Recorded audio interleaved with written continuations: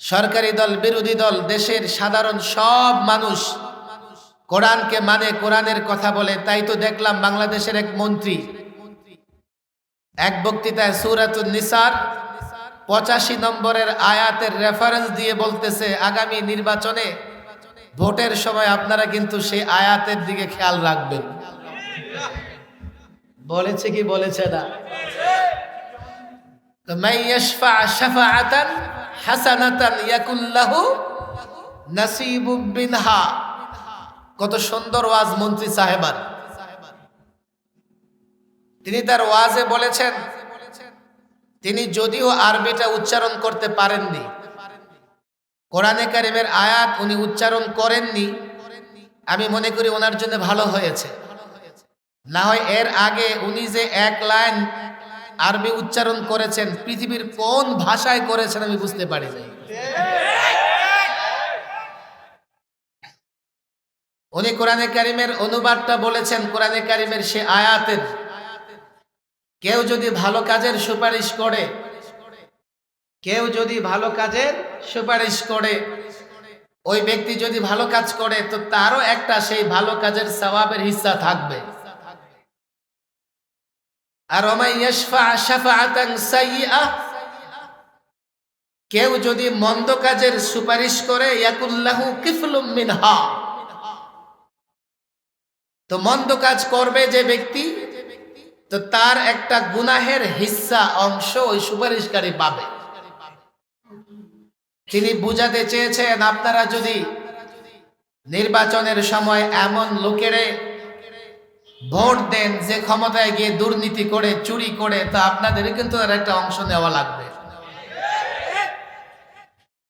যে কথা আমরা যুগ যুগ ধরে বলে আসছি যে ভোট এটা কোনো খেল তামাশা নয়, যে 500 টাকায় তুমি কাউকে ভোট দিয়া দিলা। তোমার মনে রাখতে হবে একজন মন্দ মানুষকে যদি ভোট দাও, তোমার ভোটে নির্বাচিত হয়ে সে যত মন্দ কাজ করবে তোমারও সেই মন্দ কাজের একটা অংশ নিতে হবে। এটা আমাদের জন্য বলা অপরাধ ছিল যে আমরা নাকি ধর্মের নামে রাজনীতি করি। নির্বাচনে আমরা রাজনীতিতে আমরা কোরআন নিয়ে আসি।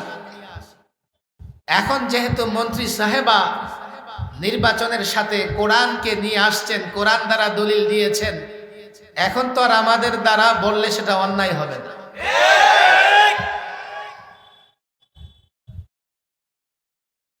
ভালো মানুষকে ভোট দেবেন তিনি বলতে চেয়েছেন।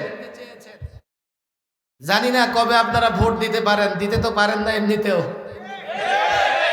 যদি কখনো সুযোগ আছে, ভালো মানুষকে ভোট দিলে সে আপনার ভোটে নির্বাচিত হয়ে ভালো কাজ করবে অবশ্যই, ভালো মানুষ যেহেতু, তো তার ভালো কাজের একটা হিস্সা আপনিও পাবেন। কথা ঠিক না বেঠিক? আমার একটু চুপে চুপে বলতে মনে চেয়েছে, সাহস নাই বলার। কত আর জেল খাটবো, জেলে যাব। তাহলে বাংলাদেশে যে বছরে বছরে লক্ষ কোটি কোটি টাকার দুর্নীতি হচ্ছে, পাচার হচ্ছে, এই টাকার দায় আপনাদের নিতে হবে। যারা দুর্নীতি করছে আপনাদের ক্ষমতার শাসন আমলেই তো দুর্নীতি করছে। দুনিয়াতেও নিতে হবে, মরার পরেও নিতে হবে। এই আয়াত তো তাই বলে। আপনারা যদি কোথাও কত দুর্নীতিবাজকে দায়িত্ব দিয়ে থাকেন, সে ব্যাংকের দায়িত্ব দেন আর কোন সরকারি অফিসের দায়িত্ব দেন, কেন আপনারা দুর্নীতিবাজ কাউকে সেখানে দায়িত্ব দিলেন? দায়িত্ব দেওয়ার পরে সে দুর্নীতি করলে দুনিয়া আখেরাতে অবশ্যই আপনাদের জবাব দিতে হবে। তদ্রূপ আমার দ্বিতীয় কথা, বাংলাদেশের কোন জায়গায় যদি আপনারা নাস্তিককে বসিয়ে থাকেন, বাংলাদেশের কোন জায়গায় যদি আপনারা আল্লাহদ্রোহী রসুলের দুশমন কাউকে বসিয়ে থাকেন, আর সেখানে বসে সে আল্লাহর বিরুদ্ধে, রসুলুল্লাহর বিরুদ্ধে ইসলামের বিরোধিতা করে, ইসলামের বিরুদ্ধে বলে, সে দায়িত্ব আপনাদের নিতে হবে। মন্ত্রী সাহেবা একটু চিন্তা করেন। এই এই বেটা মাইকলা সব জায়গা দেখ, আমি কি ওয়াজ করুন না? ওয়াজ বয়ে থাকে। এইটা সরা, মোবাইল সরা, পিছনে সব পিছনে।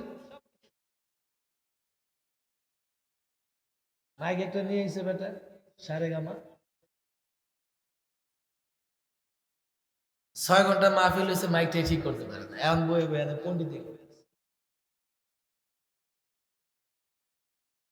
তো মাইক লাগবো না, আমরা তো গলার সরে ওয়াজ করি না, ভিতর থেকে কিছু কথা বলি, জাতি শুনলে শুনবে, না শুনলে আমরা আমাদের দায়িত্ব পালন করে গেলাম।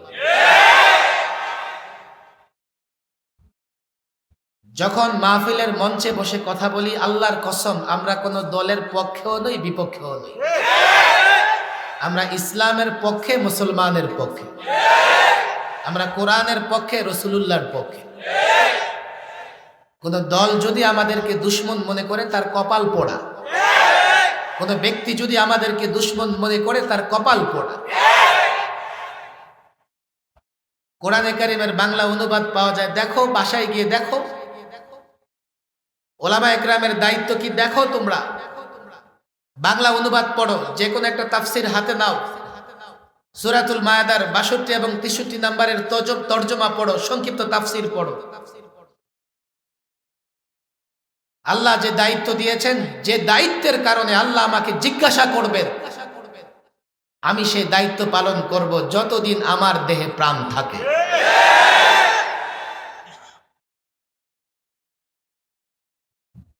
আমি আমার নিজের কথা বলছি না, তারাই তো কোরআনে কারিম দ্বারা দলিল দিয়ে বলছে যাতে ভোটের সময় কোরআনে কারিমের একটা আয়াত মনে রাখে। তো কোরআনে কারিমের শুধু একটা আয়াত মনে রাখতে হবে না, সকল আয়াতের মনে রাখতে হবে।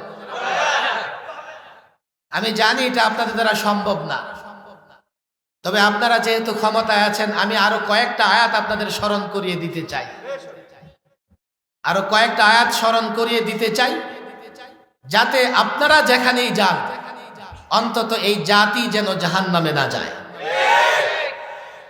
আপনারা বিভ্রান্ত হন ক্ষমতার লোভে, এই জাতি যেন বিভ্রান্ত না হয়।